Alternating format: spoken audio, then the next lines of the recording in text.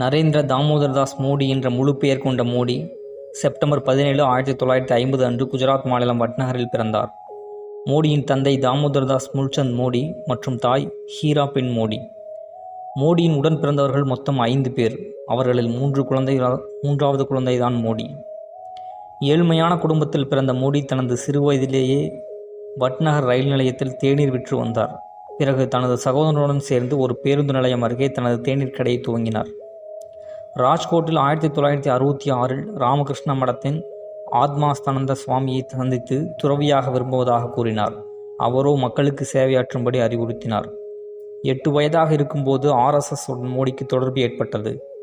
RSS இயக்கத்தில் 1971ஆம் ஆண்டு சேர்ந்தார். குஜராத் பல்கலைக்கழகத்தில் சேர்ந்து அரசியல் அறிவியல் துறையில் முதுகலை பட்டம் பெற்றார். இந்துத்துவ கொள்கையை தீவிரமாக பின்பற்றிய மோடி 1987ஆம் ஆண்டு பாஜக கட்சிக்கு பிரவேசித்து பிரதமர் வேட்பாளர் அந்தஸ்து வரை உயர்ந்துள்ளார்.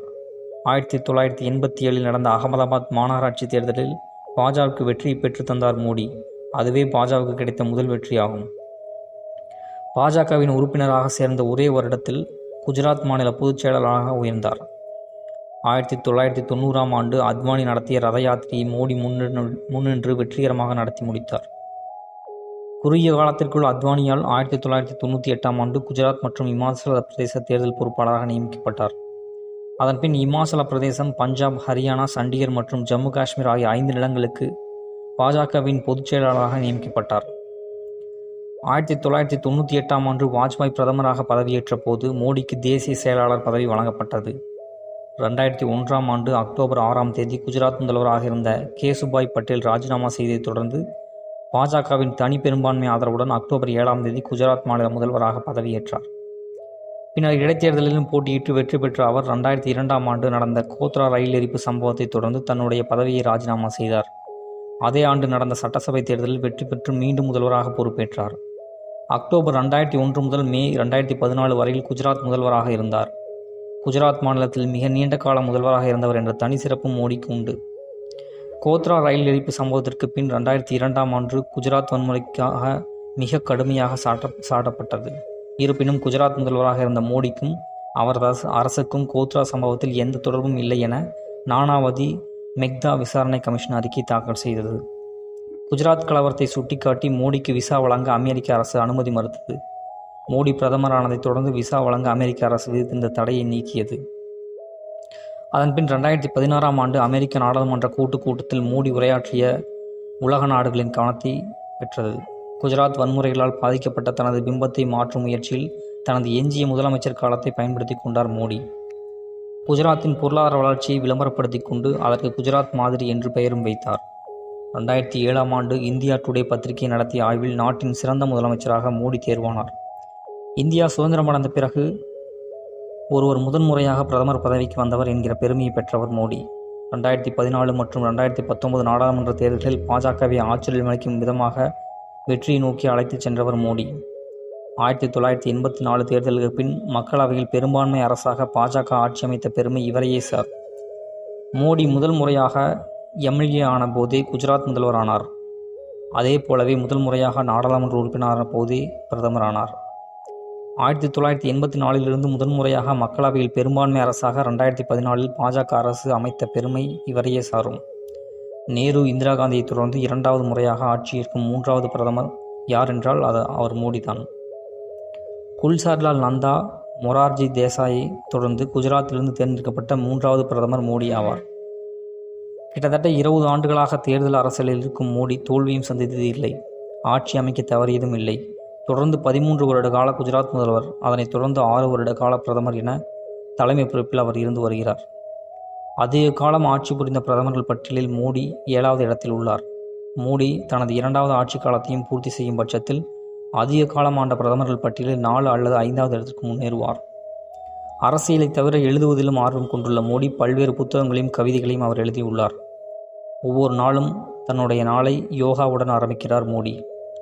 தூய்மை இந்தியா திட்ட கமிஷன் கலைப்பு, அனைவருக்கும் வங்கிக் கணக்கு, smart city, make in India, digital India, சமூக நலத்திட்டங்களுக்கு ஆதார் பயன்பாடு, சமையல் எரிவாயு மானியத்தை ஒழுங்குபடுத்தியது, உயர் ஜாதியினருக்கு பொருளாதார அடிப்படையில் இடஒதுக்கீடு, ஜிஎஸ்டி வரி அமல், பண மதிப்பிழப்பு, முத்தலாக் தடை மசோதா, காஷ்மீர் சிறப்பு அங்கீகாரம் ரத்து உட்பட பல வரலாற்று திட்டங்களை நிறைவேற்றியுள்ளார்.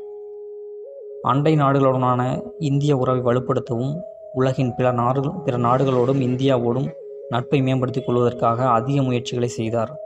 இதற்காக பல நாடுகளுக்கு அவ்வப்போது பயணங்கள் மேற்கொண்டார். உடை விஷயத்தில் அதிகம் கவனம் செலுத்தும் மோடி இந்திய பாரம்பரிய உடைகள் மீது ஆர்வம் கொண்டவர். மோடி சைவ உணவுகளை மட்டுமே உண்பவர். மோடி தனது அலுவலக கோப்புகளில் இந்தியில் மட்டுமே கையெழுத்திடுவார். 2004 முதல் 2019 வரை 96 நாடுகளுக்கு பயணம் மேற்கொண்டுள்ளார் பிரதமர் மோடி. 2014 9 நாடுகளுக்கும், 2015 23 நாடுகளுக்கும், 2016 17 நாடுகளுக்கும், 2018 23 நாடுகளுக்கும், 2019 15 நாடுகளுக்கும் பயணித்துள்ளார். கொரோனாவால் 2020ஆம் ஆண்டு பிரதமருக்கு வெளிநாடு பயணம் இல்லாத ஆண்டாக மாறியது. கடந்த மார்ச் மாதம் வங்கதேசம் சென்ற பிரதமர் மோடி இந்த ஆண்டின் 2வது வெளிநாட்டு பயணமாக அமெரிக்காவும் சென்றுள்ளார். பிரதமர் மோடி அடிக்கடி வெளிநாட்டு சுற்றுப்பயணம் மேற்கொண்டு வருவதாக எதிர்க்கட்சிகள் விமர்சிப்பதுண்டு. 17 ஆண்டுகளுக்கு பிறகு நேபாளத்திற்கும், 28 ஆண்டுகளுக்கு பிறகு ஆஸ்திரேலியாவிற்கும், 31 ஆண்டுகளுக்கு பிறகு பிஜிக்கும், 34 ஆண்டுகளுக்கு பிறகு செஷல்ஸுக்கும் பயணம் மேற்கொண்ட முதல் இந்திய பிரதமர் இவர் என்பது குறிப்பிடத்தக்கது. காலையில் 4 மணிக்கே எழுந்திருக்கும் மோடி யோகா செய்வார். ஐபேடில் செய்தித்தாள்கள் வாசிப்பார்.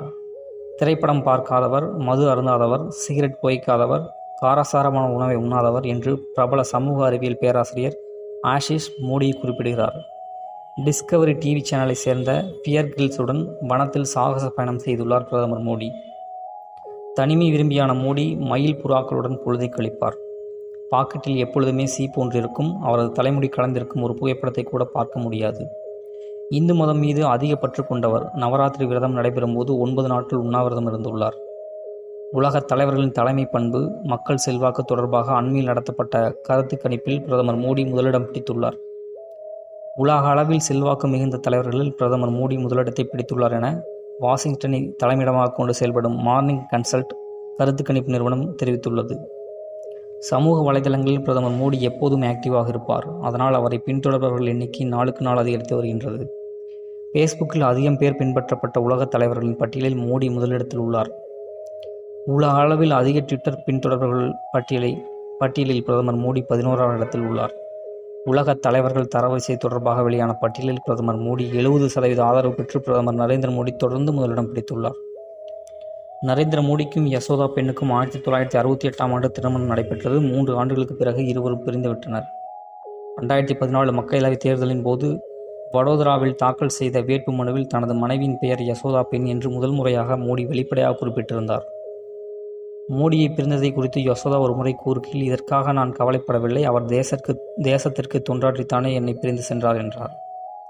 ஒவ்வொரு முக்கியமான தருணங்களின் போதும் மோடி தனது தாயார் ஹீரா பெண்ணை சந்தித்து ஆசீர்வாதம் பெறுவதை வழக்கமாக கொண்டுள்ளார். 2014ஆம் ஆண்டு பிரதமராக பொறுப்பேற்றதிலிருந்து ஒவ்வொரு ஆண்டும் தீபாவளியை இராணுவ வீரர்களுடன் இணைந்து கொண்டாடுவதை வழக்கமாக கொண்டுள்ளார் பிரதமர் மோடி. அமெரிக்காவின் டைம் இதழ் வெளியிட்ட இந்த ஆண்டுக்கான உலகின் செல்வாக்குமிக்க 100 தலைவர்கள் பட்டியலில் பிரதமர் மோடி இடம் பிடித்துள்ளார். கடந்த 2014, 15, 17, 20ஆம் ஆண்டுகளில் வெளியான டைம் 100 பட்டியலிலும் பிரதமர் மோடி இடம் பிடித்துள்ளார். கடந்த 20 ஆண்டுகளில் மோடி மீது ஒரு லஞ்ச புகார் கூட இதுவரை பதியப்படவில்லை. நரேந்திர மோடி வலிமையின் முன்னோடி மற்றும் உலக அமைதியின் தூதர் என்ற பிரதமர் மோடி பற்றிய வாழ்க்கை வரலாற்று நூல் தமிழ் உள்ளிட்ட 10 இந்திய மொழிகளிலும், ஆங்கிலம் உள்ளிட்ட 10 வெளிநாட்டு மொழிகளிலும் கிடைக்கிறது. பிரதமர் மோடியின் வாழ்க்கை வரலாற்றை விவரிக்கும் PM நரேந்திர மோடி திரைப்படம் 23 மொழிகளில் வெளியானது.